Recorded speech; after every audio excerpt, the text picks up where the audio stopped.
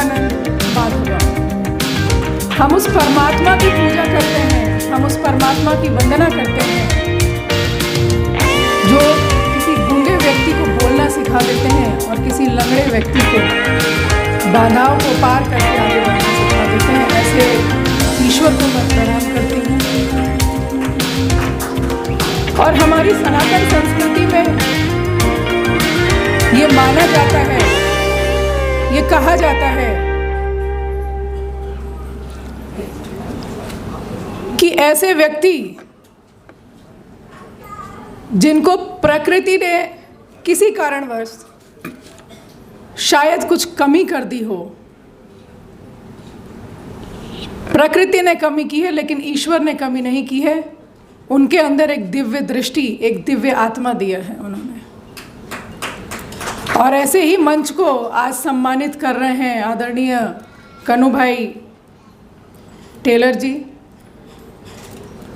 मैंने आपके काम को तो ज़रूर सूरत में आकर देखा था और मैं बहुत प्रभावित थी, क्योंकि साधारणतया हम जो स्वयं अपने घरों में नहीं करते हैं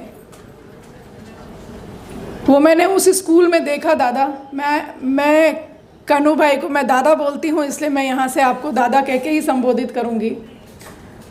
मैंने वहाँ पर, जब मैं आपके स्कूल गई, वहाँ इतने सारे दिव्यांग बच्चे थे और जब मैंने उनसे बात किया तो मुझे महसूस हुआ कि कितनी आत्मशक्ति है उनके अंदर। मैं एक बच्ची से मिली जिसने कहा कि मैं डांस करना चाहती हूँ और मैं भविष्य में बहुत बड़ी डांसर बनूँगी। एक बच्ची ने कहा कि मैं गाना गाती हूँ और मैं भविष्य में बहुत अच्छी सिंगर बनूंगी। एक बच्चे ने कहा मैं सीए बनूंगा। ऐसे विविध प्रतिभा के धनी बच्चों से मैं वहाँ पर मिली और जब मैं वहाँ गई तो मुझे लगा कि ईश्वर ने शायद हमें हाथ पैर सब दिया है, लेकिन दादा आप जैसी प्रतिभा और आप जैसी सोच हम लोगों को नहीं दी है ईश्वर ने। इसीलिए आज आप ईश्वर के बहुत करीब हैं और हम बहुत दूर हैं। और ये मेरा सौभाग्य है कि आप जैसे दिव्य आत्मा की व्यक्ति ने मुझे बेटी रूप में स्वीकार किया है।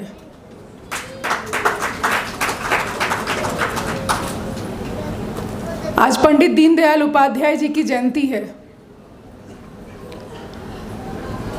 और उनकी विचारधारा थी कि अंतिम पायदान पर खड़े व्यक्ति को भी आगे लेकर हमें आना है। लेकिन अंतिम पायदान पर खड़ा व्यक्ति तब आगे आएगा जो आगे बढ़ गया है। जो समाज में हम देखते हैं बहुत सारे लोग ऐसे हैं जो अपने प्रतिभा के कारण या किसी कारणवश बहुत आगे बढ़ गए हैं। उन्होंने ये भी कहा कि जो बहुत आगे बढ़ गया है थोड़ा रुको, थोड़ा थमो और जो पीछे है उसका हाथ पकड़कर आगे बढ़ो। ऐसी सोच और इतनी सारी बातें जो आज मैंने आपसे मंच पर सुना, बहुत सारी चीज़ें मुझे नहीं पता थी कि आप दुनिया में कहाँ कहाँ घूमे और किस तरह से आपने आमरण अनशन किया और कितना बदलाव आप ले आए। ऐसे में कन्नू दादा को प्रणाम करती हूँ। इस मंच पर उपस्थित और बहुत दूर से आई, मध्य प्रदेश से आई, जबलपुर से आई हुई मेरी बड़ी बहन आदरणीय मिताली बनर्जी जी, अगर इनके लिए एक शब्द में मैं कहूँ कि इनके लिए क्या एक शब्द बना है तो वो है माँ। और वो इसलिए कि शायद इन्होंने इस मंच से आप लोगों को नहीं बताया होगा, ये लाइफ इंश्योरेंस कॉरपोरेशन में आप कार्यरत हैं और उसके बावजूद आपने देखा होगा कि किस तरीके से ये दिव्यांग जन के लिए काम करती हैं। इन्होंने बताया कि ट्रेनिंग सेंटर चलाती हैं और उन्होंने जो प्रेजेंटेशन दिया वो भी आप लोगों ने देखा होगा। मैं जबलपुर जाकर मैंने आपका भी काम देखा है, मैंने आपके भी ट्रेनिंग सेंटर को देखा है और कभी कभी मुझे लगता है कि मैं बहुत पीछे हूँ। आप लोग मेरे लिए प्रेरणा हैं और मैं आप लोगों को देखकर और आपका हाथ पकड़कर मैं आगे बढ़ना चाहती हूँ। और मैंने माँ क्यों बोला, अभी एक हफ्ते पहले मैंने आपको फ़ोन किया एक दिन 8 बजे करीब, तो दीदी का फ़ोन उठा नहीं। बाद में पलटकर 8:30 करीब इनका फ़ोन आया और दीदी ने कहा अरे अरे सॉरी मैं खाना बना रही थी, नीचे फ़ोन ऊपर चार्जिंग में लगा था। तो तो वो इस देश की महिलाएं हैं। हर महिला, हर नारी में एक माँ बसती है, और ऐसे ही इस मंच को सुसज्जित कर रही हैं मिताली बनर्जी जी। यहाँ डायस पर डॉक्टर कृष्ण कुमार जी उपस्थित हैं, आपका भी अभिनंदन करती हूँ। मिस्टर अमर भानुशाली जी, जिनका अभी अभी हम लोगों ने उद्बोधन टीवी के माध्यम से सुना। डॉक्टर मूर्ति रमीला जी, और सेकेंड सेशन में अभी हमें ज्वाइन करेंगे doctor Krishna Kumar ji, professor Ratan Kumar Srivastava ji, doctor Ambati Nageshwar Rao ji, जो कि गांधीनगर से आए हैं, गुजरात नेशनल लॉ यूनिवर्सिटी से। और आपकी मैंने बहुत तारीफ़ सुनी है, और आपके रिसर्च पेपर्स भी मैंने थोड़े बहुत देखे हैं, बहुत तो नहीं पर मैंने देखा है। आपको भी मैं इस मंच से प्रणाम करती हूँ। डॉक्टर सेंथिल जी, doctor Anupam Mishra ji, professor doctor Rajkumar ji, और यहाँ पर उपस्थित मैं सभी श्रोतागण को आपका हार्दिक अभिनंदन वंदन करती हूँ। और ख़ासकर जो मेरे पत्रकार बंधु हैं, मुझे पता है कि आपको और भी बहुत सारे कार्यक्रमों में जाना है, लेकिन मैं आपका भी तहे दिल से धन्यवाद देती हूँ कि आप लोग आज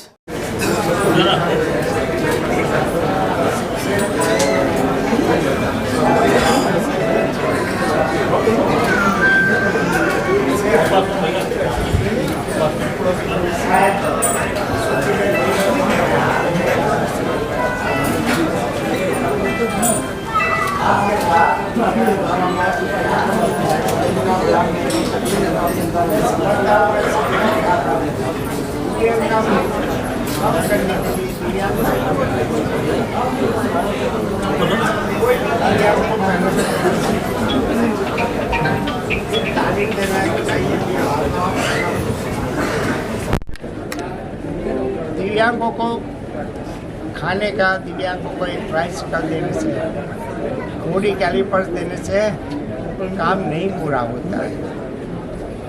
मैं तो सबको कहता हूँ, माननीय श्री वड़ा प्रधान नरेंद्र मोदी आज जो दिव्यांगों के लिए जो कार्य कर रहे हैं, ऐसा कार्य आज तक मैंने देखा नहीं है मेरी जिंदगी में। वो इतना संवेदनशील है। आपने चैनल से माध्यम से मैंने देखा था कि अभी अभी पुरानी संसद में जब विदाई ले रहे थे, तब माननीय वड़ा प्रधान नरेंद्र मोदी दिव्यांगों को याद कर रहे थे। उसने बोला कि मैंने जो दिव्यांग शब्द दिया है, मैं जो दिव्यांगों का काम करता हूँ, अभी भी शुरुआत है, थोड़ा हुआ है, पर देश में एक भी दिव्यांग लाचार नहीं रहेगा। उसको देखने की जवाबदारी समाज और सरकार दोनों की है। ये वाक्य सुनकर मेरी आंखों में आंसू आ गया था। जो आदमी संवेदना से दूसरे को मदद करते हैं, उसमें जो आनंद मिलता है, बाकी बोलने से, मोटा पढ़ाने से कुछ नहीं होता है। संवेदनशील व्यक्ति जीवन में दूसरे को मदद करता है। भारत ने दिव्यांगों को लिए आज अभी माननीय नरेंद्र मोदी ने बहुत कुछ दे दिया। 4% तो उसने रिचुअल करवा दिया। पहले 1% भी दिव्यांगों को रिजर्वेशन नहीं था, वो 4% दिला दिया। दिव्यांगों के लिए उसने नई नई नौकरी भी ढूंढ के निकाली है। वो हमेशा हर 3 महीने दिव्यांगों के बारे में भारत सरकार के सोशल जस्टिस मिनिस्टर को बुला के पूछते हैं कि दिव्यांगों के लिए कितना काम हुआ। मुझे आपका उत्तर प्रदेश की सरकार को मैं अभिनंदन देता हूँ कि पूरे भारत की बात करता हूँ, एक उत्तर प्रदेश एक ऐसा राज्य है दिव्यांगों के लिए 2-2 यूनिवर्सिटी चलाती है। मैंने देखा है, मैंने सुना है कि आज तक ऐसा भारत में नहीं, पर विश्व में पहला ये उत्तर प्रदेश है कि दिव्यांगों की यूनिवर्सिटी स्वयं चलाते हैं। एक भी पैसा दिव्यांगों को फ्री नहीं है। आप आज दूसरे राज्यों में आइए, दिव्यांगों को बीकॉम होना हो, बीसीए होना हो, अरे कोई भी डिग्री लेना तो फी भरनी पड़ती है।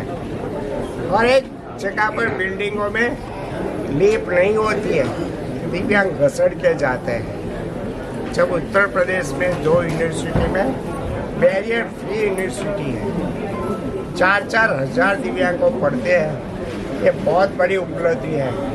मैं ये सरकार को दिव्यांगों का हिसाब से मैं पद्मश्री कनुभाई टेलर सरकार को खूब खूब धन्यवाद साधुवाद देता हूँ और अभिनंदन देता हूँ।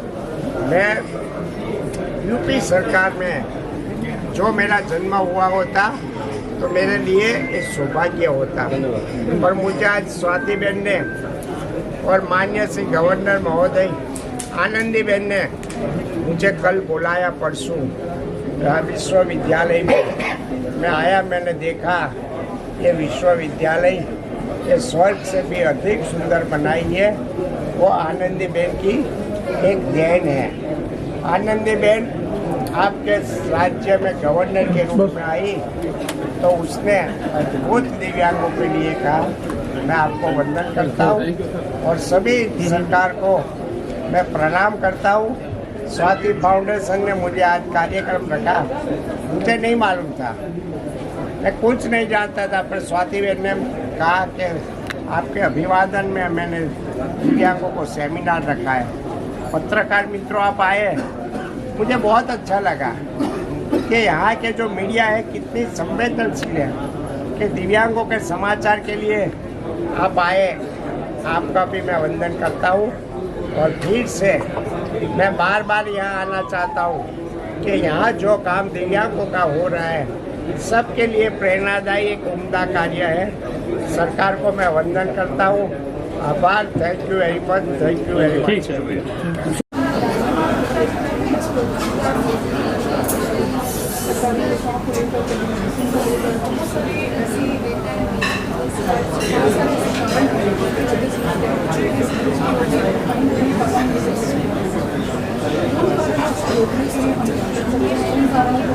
सरकार ने क्या क्या योजना है और समाज इस रूप में दिव्यांगों के साथ मिलकर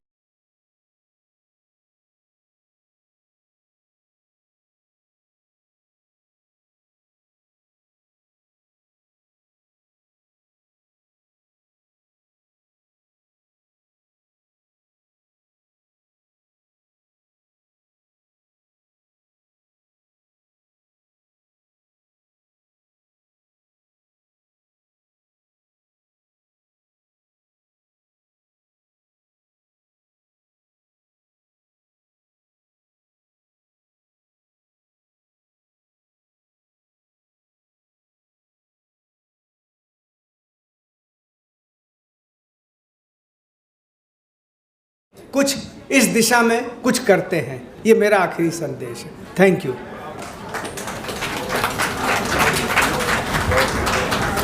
Thank you, sir, for such wonderful information to August gathering. Just in conclusion, we can say shining a spotlight on disability in India with a particular focus on Uttar Pradesh is a crucial step towards raising awareness, fostering inclusivity and driving positive change. While there are challenges to overcome, there is also immense potential for growth and transformation. Let us contribute to work together as a nation and as a global community to create a future where disability is not a limitation but a facet of diversity that enriches our collective human experience.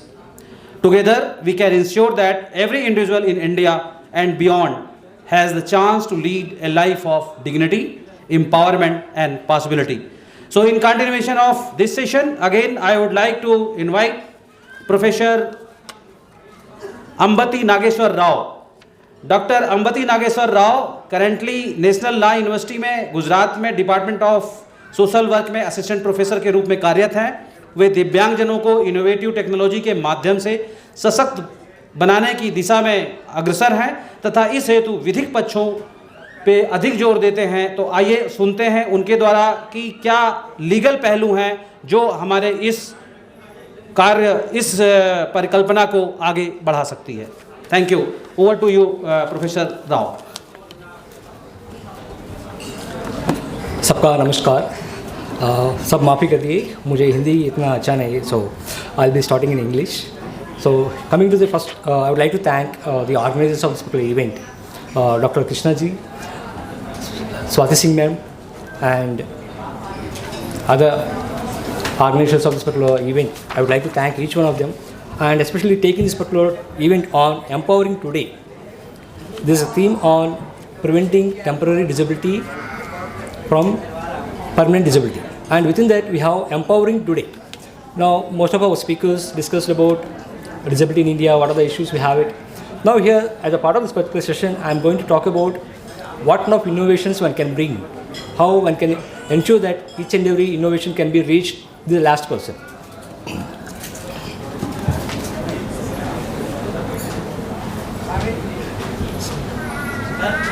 Yes, please.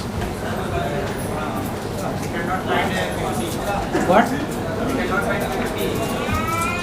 Lucknow, name of the title Lucknow. Hold on.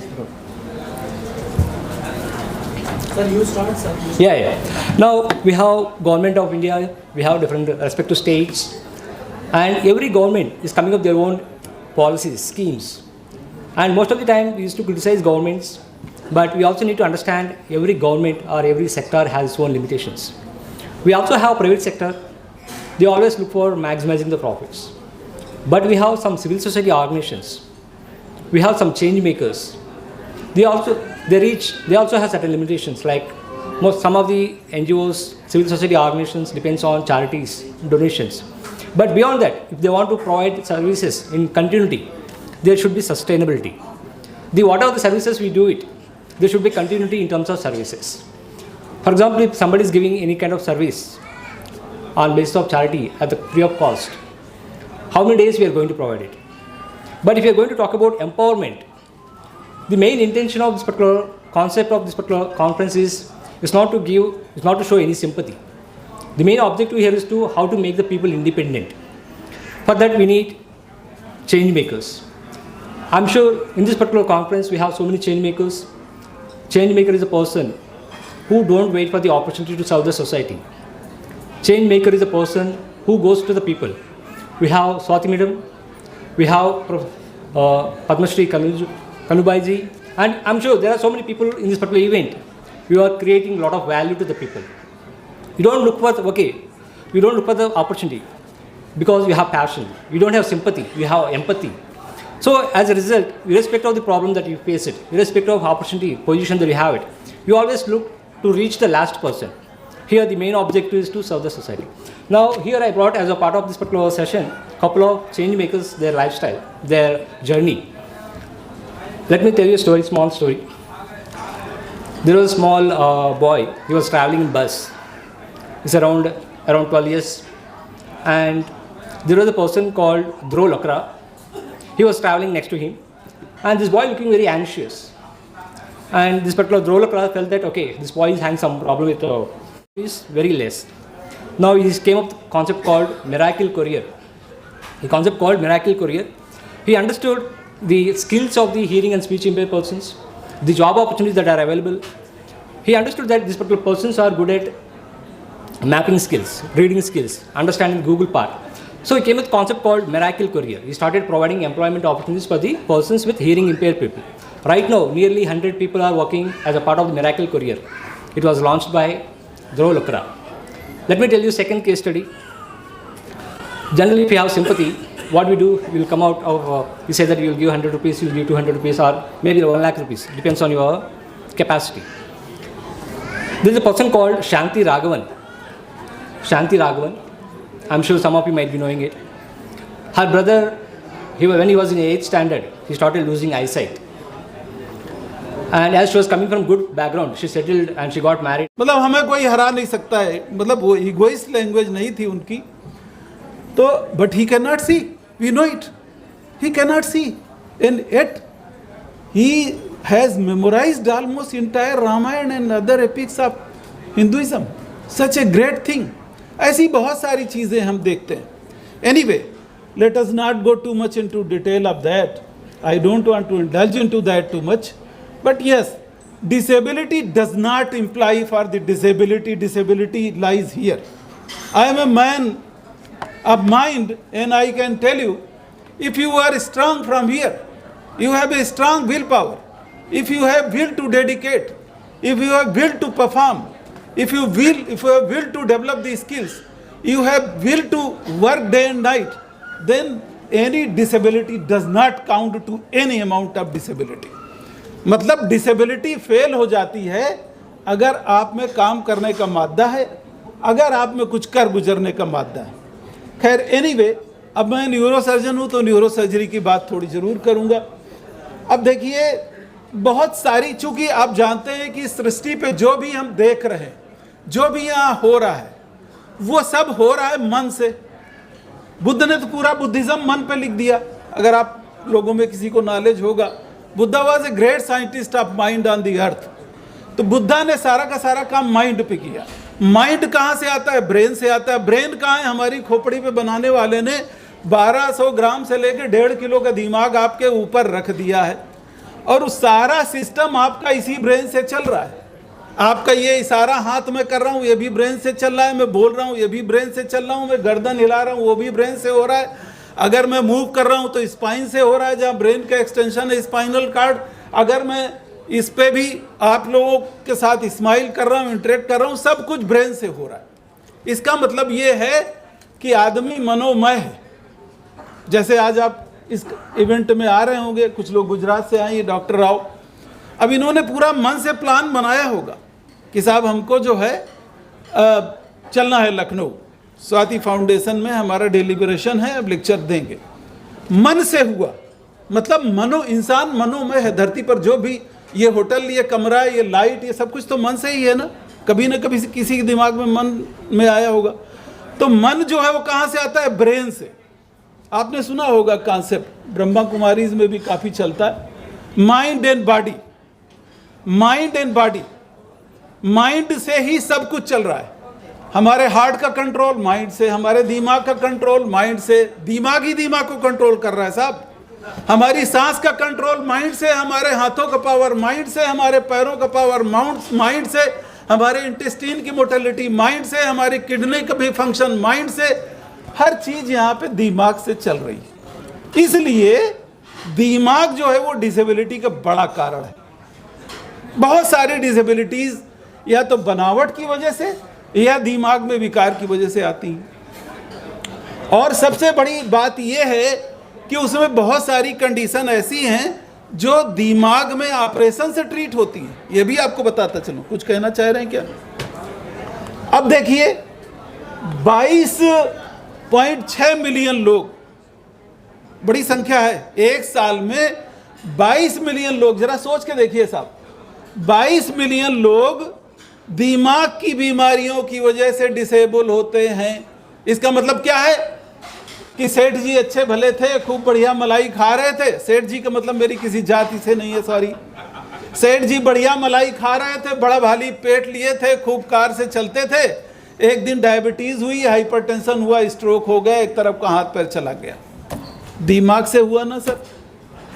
दूसरी तरफ दिमाग में चोट लगी, head injury हुई, दिमाग में थक्का हो गया, कुछ हिस्सा दिमाग के सर्जन ने निकाल दिया, मेमोरी गई, व्यवहार बदल गया, एक तरफ का हाथ पैर कमजोर हो गया, नौकरी के डिसेबल हो गए कि नहीं। तीसरी तरफ ब्रेन में ट्यूमर हो गया, कैंसरस नहीं भी था, ऐसी जगह हो गया जहां से आप बोल नहीं पा रहे, सोच नहीं पा रहे, व्यवहार में परिवर्तन आ गया, नौकरी भी चली गई, डिसेबल हो गए कि नहीं। दौरा पड़ गया, सीजर पड़ गया, सीजर लगातार आता रहा, सीजर का फोकस दिमाग में कई जगह है, सीजर की सर्जरी भी नहीं हो पाई, सीजर का मतलब फिट से डिसेबल हो गए।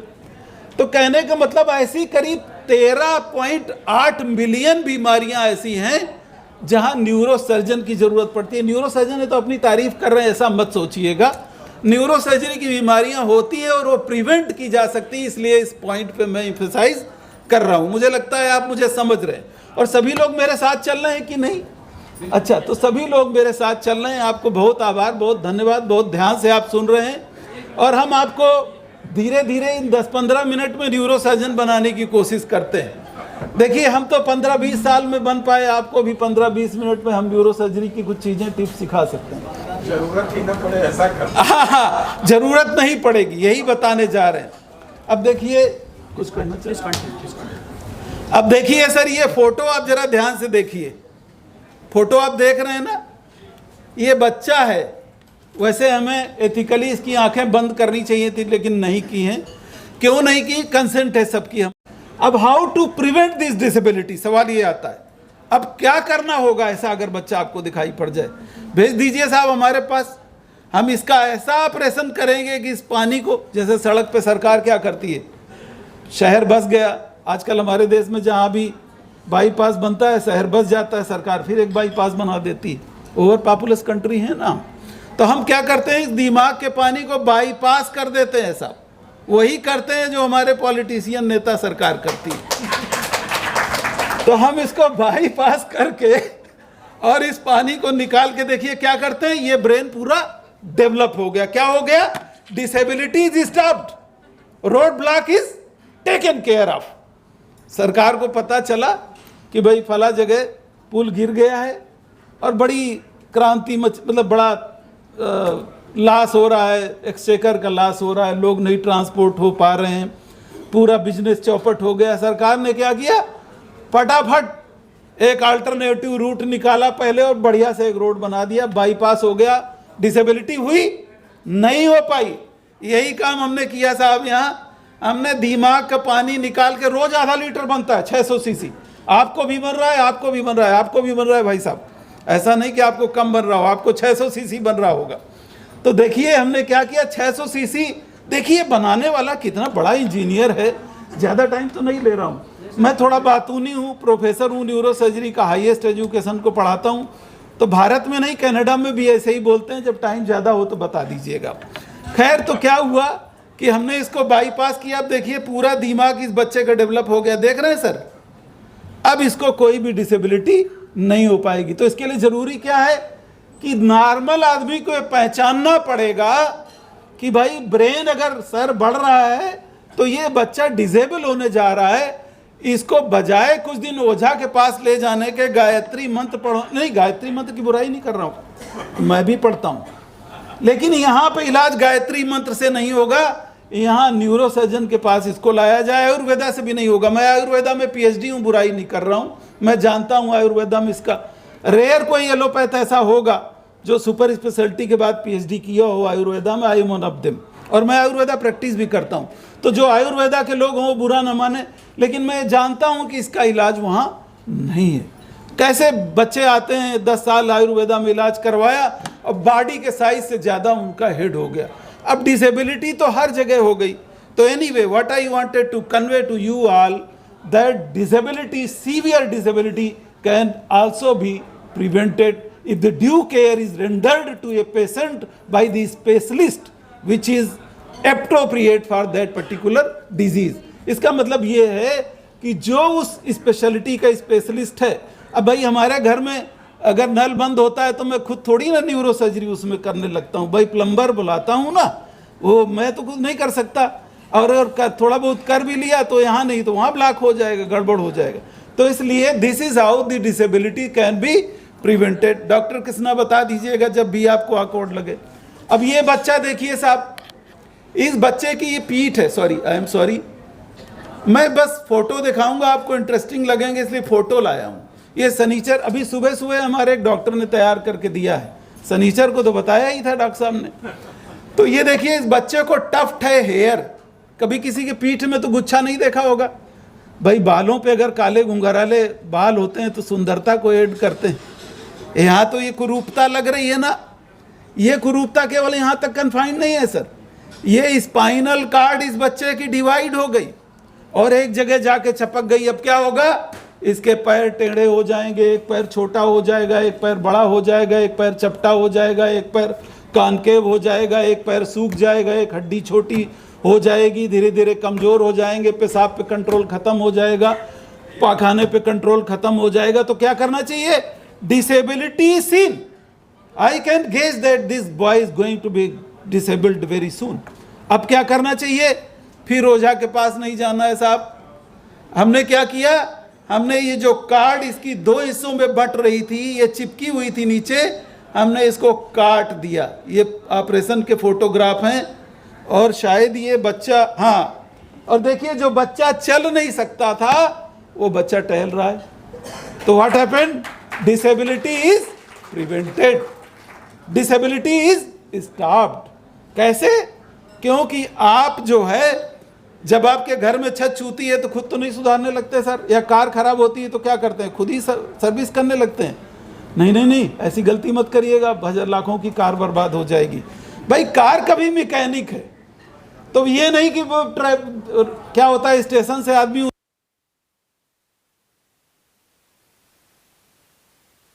क्या करें, वो बताएगा ना पीजीआई के चक्कर में मत फंसना भाई। ओझा रहता है शास्त्री नगर में, वो एक लात मारता है यहाँ पर और आपका दर्द सही हो जाता है या तो मंत्र फूंक देता है। No disability can not be prevented because you have been caught to be wrong hand.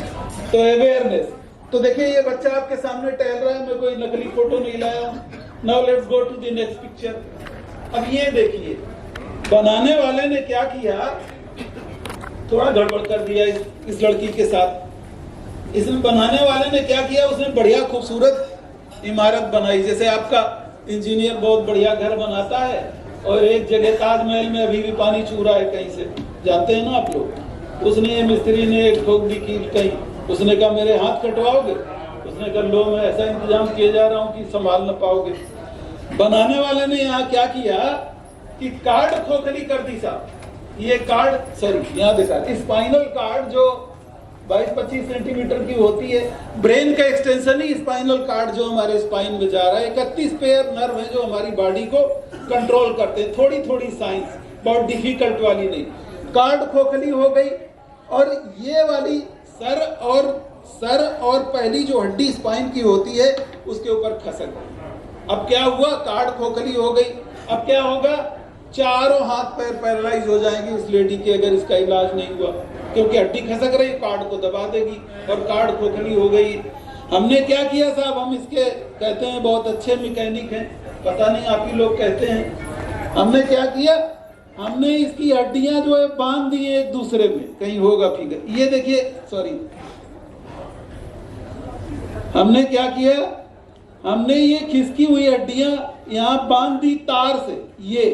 ये देख रहे हैं ना, एक कंस्ट्रक्ट। अब कार्ड के लिए यहाँ लेटने की आराम की जगह हो गई। क्या हुई, कार्ड बच गई, हाथ बच गए, पैर बच गए, कमजोरी बच गई, ब्लैडर बच गया, रेक्टम बच गया, यूरिनेशन नॉर्मल होने लगा और इनकॉन्टिनेंस नहीं हुआ। अगर किसी को पेशाब बहती रहे और कैथेटर पड़ा हो, कितना भी छुपाए भाई बदबू तो आ ही जाएगी। कुछ कह रहे हैं, अब ये कह रहे हैं कंक्लूड करो। आप सभी लोग ध्यान से सुन रहे हैं, मुझे पता है। तो खैर मैं कंक्लूड कर दूंगा। यहाँ डिसेबिलिटी देखिए बंद हो गई। अब आपने तो कहा था खूब बोलना। अब खैर मैं दूसरा एग्जाम्पल बता देता हूँ, फोटो तो दिखाई दूं। ये देखिए साहब, अगला एग्जाम्पल है। इसमें स्पाइनल कार्ड में ट्यूमर है। अब क्या बताने की जरूरत है अगर ट्यूमर न निकाला गया, और ये कैंसर नहीं है। अगर ये नहीं निकाला जाता तो दोनों हाथ पैर, ब्लैडर और सब जाता रहता। निकाल दिया, लेडी मजे से हाथ पैर चला रही है, डिसेबिलिटी रुक गई। यहाँ भी ट्यूमर है और ये कैंसरस ट्यूमर नहीं है, इसको भी हमने निकाल दिया। ऐसे हजारों एग्जाम्पल हम दिखा रहे हैं। इसका सुनना चला गया होता और धीरे धीरे एक हाथ पैर चला जाता, टहल भी न पाता, चल भी न पाता, टॉयलेट भी न जा पाता। बंदा आराम से, देखिए चचा जो है आराम से ऐशो आराम कर रहे हैं, बढ़िया नमाज पढ़ रहे होंगे, बढ़िया है भाई। हमने कहा हमको भी इबादत में याद करिएगा, घूस तो मैं लेता नहीं, कम से कम इतना ही कर दीजिएगा। और ये देखिए, हाँ ये जरूर दिखाऊंगा एक मिनट में। ये एक ऐसी जगह पे ट्यूमर है सर, जहां पे आपकी सांस चलती है, हार्ट चलता है, होश चलता है। और ये बच्चा वसुंधरा पे कोई 10 ही न्यूरोसर्जन ऐसे होंगे या 15 जो इस जगह पे ऑपरेशन करते हैं। ये 11-12 साल पहले मैंने ये ट्यूमर निकाला था। ये बच्चा धरती पे जी नहीं सकता था। प्रभु की बड़ी कृपा है, हमारे ऊपर भी बड़ा आशीर्वाद है। और ये बच्चा देखिए 12-14 साल का आराम से हाथ पैर चला रहा है। डिसेबिलिटी कितनी बच गई, जान ही नहीं, डिसेबिलिटी बच गई सर। तो डिसेबिलिटी कैन बी प्रिवेंटेड। अच्छा लग रहा है आपकी तालियां सुन के। मैं तो पॉलिटिशियन की तरह भाषण, सॉरी मैडम क्षमा करिएगा, मैं भाषण नहीं दे सकता, लेकिन विज्ञान हमको आती है। खैर ये देखिए दूसरा भी बच्चा वैसे ही है। अभी डॉक्टर साहब कह रहे हैं बंद करो, इच्छा तो नहीं हो रही है, लेकिन चलिए अब इनकी इच्छा है तो मैं, देखिए गर्दन टेढ़ी हो गई बच्चे की, हमने सीधी कर दी। कह रहे एक और दिखाते हैं आपको। अब ये बंद करने को कह रहे हैं तो इनको भी ये देखिए स्पाइन कितना टेढ़ा स्पाइन हो गया, देख रहे हैं आप, स्पाइन इतना टेढ़ा हो गया। देखिए ऑपरेशन के बाद ये राड डाल के हमने क्या किया, इतना सीधा कर दिया। आप सोच सकते हैं कभी कि इतना सीधा हो सकता है स्पाइन? सोच के देखिए जरा। और गांव मोहल्ले में होता तो कहता है इसने पिछले जन्म में पाप किए इसीलिए इसको सजा मिल रही है। डॉक्टर के पास न जाना और बर्बाद कर देगा 2 बिस्वा खेत, वो भी बिक जाएगा। अरे नहीं भैया ऐसा नहीं होता है। सरकारी सुविधा हमारे जैसे चपरासी अवेलेबल है सरकारी संस्थानों में, आप सेवाएं लीजिए। ये देखिए ब्रेन में थक्का जम गया, देख रहे हैं आप। अब इनका क्या होता है, डिसेबिलिटी होती तो होती हो सकता है वो प्यारे ही हो गए होते, इंद्र की सभा में, भगवान इंद्र की सभा में चले गए होते, लेकिन टाइम से आ गए, डिसेबिलिटी भी रुकी और लाइफ भी बच गई। तो आप देख रहे हैं फिर ये सर की चोट पे अपनी किताब है एशिया लेवल की, सभी लोग पढ़ रहे हैं, हिंदी में भी लिखी है हमने ताकि पब्लिक तक पहुंच सके अवेयरनेस के लिए। तो मैं ये कह सकता हूं कि आप लोगों ने इतनी देर हमको बर्दाश्त किया। डेली एक पेशेंट एडमिट कराती हूँ और आप लोगों का बहुत सहयोग रहता है। डॉक्टर साहब मैं आपका नंबर लूंगी और मैं आपको भी परेशान करूंगी।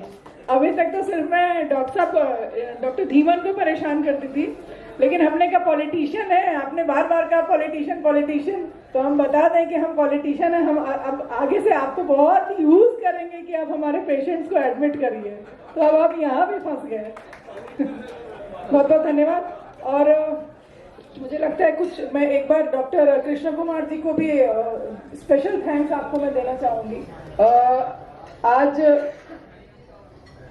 आप इस नेशनल सेमिनार में जो हमारे ऊर्जावान सहयोगी हैं, जो कल सुबह 4 साढ़े 4 बजे तक आप रुके थे, इधर आ जाइए। ये मूलतः प्रयागराज से हैं और टेलीमेडिसिन सोसाइटी ऑफ इंडिया के एग्जीक्यूटिव कमेटी मेंबर हैं और TSI यूपी चैप्टर के प्रभारी हैं।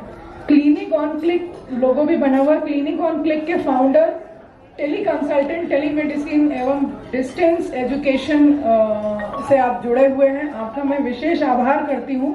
और स्वाति फाउंडेशन ये जरूर आशा करेगा कि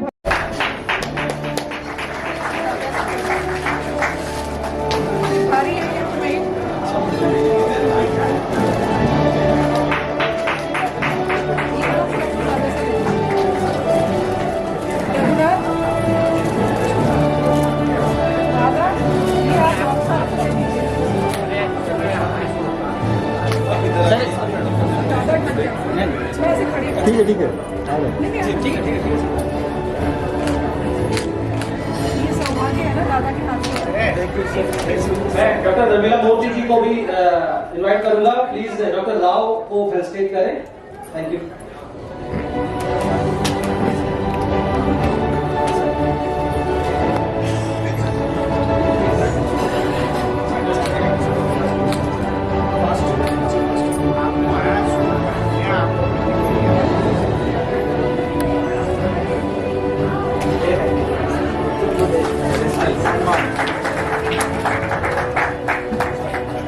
यस सर, कैमरे पे sir.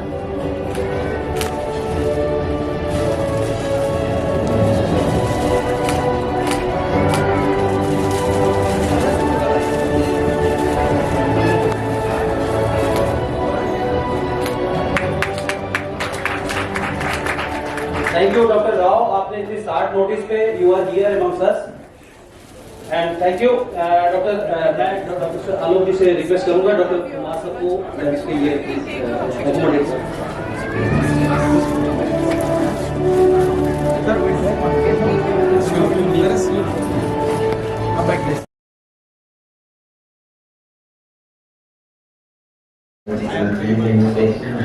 Thank you sir, thank you so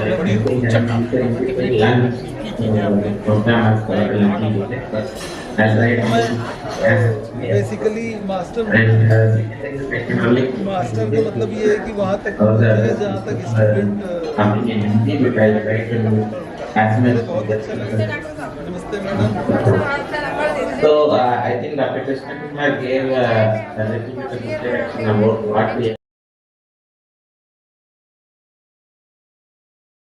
की गर्मी और ताप को नापने के लिए फिर आप गगनयान बना रहे हैं। अभिनंदन है, स्वागत है, वंदन है। जब इसरो है और जब तक इसरो को वैज्ञानिक है, हमें ऐसे अविस्मरणीय पल और ऐसे अविस्मरणीय क्षण जी। और जब भी हम बीएचयू में जाते हैं तो सोचते हैं कि अकेला एक व्यक्ति इतना बड़ा कार्य कर सकता है। आप मेडिसिन के प्रोफेसर हैं, लोग कहते हैं कि सर, कहा जाता है कि अकेला चना भाड़ नहीं फोड़ता, लेकिन सच्चाई है अगर झटका तो आंख फोड़ देता है। उसमें इतनी ताकत होती है। अकेले एक व्यक्ति ने बीएचयू बनाया, आप उसी बीएचयू से हैं। अभिनंदन है सरकार।